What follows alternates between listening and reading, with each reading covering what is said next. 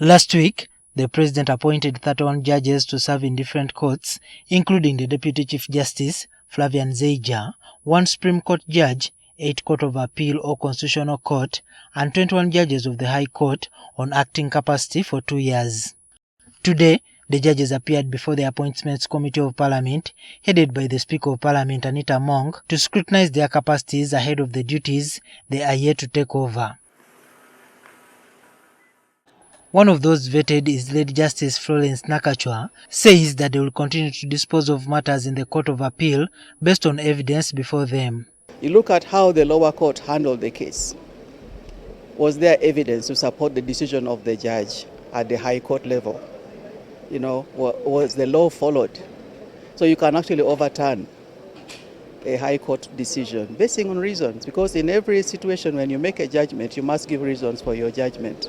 Sala Langa, the outgoing Chief Registrar, who was appointed as the acting judge of the High Court, says the issues surrounding justice will be the center of their duties as a new crop of judges. Take to adhere to the code of conduct, and that is how we are going to be able to work without falling victim of these unethical practices that some of the people that have been dismissed fell victim of. So we are coming in to maintain the oath, the judicial oath that we are going to take. Deepa Verma, also appointed as a High Court judge, says that the huge case backlog is an issue that they will tackle to bring about justice in real time. Case management is very important. You just make sure that you clear your backlog, IT is done, you make sure there's zero tolerance if there's any corruption issues, you deal with the stakeholders, court users committee, there's a lot of things.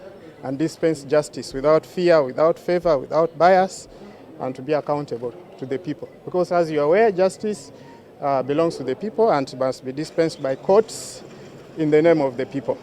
The leader of opposition in Parliament, Ssenyonyi, a member of the Appointments Committee, says he is opposed to High Court judges appointed in acting capacity. Appoint judges. If you think that these people that you have picked out are competent enough, why not appoint them full judges? Then they come, we vet and see if they do qualify. But to say that you're going to be an acting judge, it's as if to say, let's give it a try with you.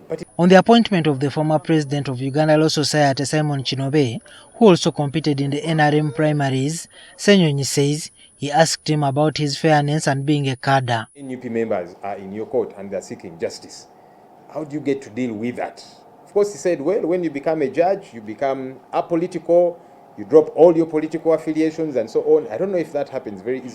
The issue of the executive challenging the decisions of the courts that are made against them is also a matter that was brought to the attention of Zeija, the now appointed Deputy Chief Justice.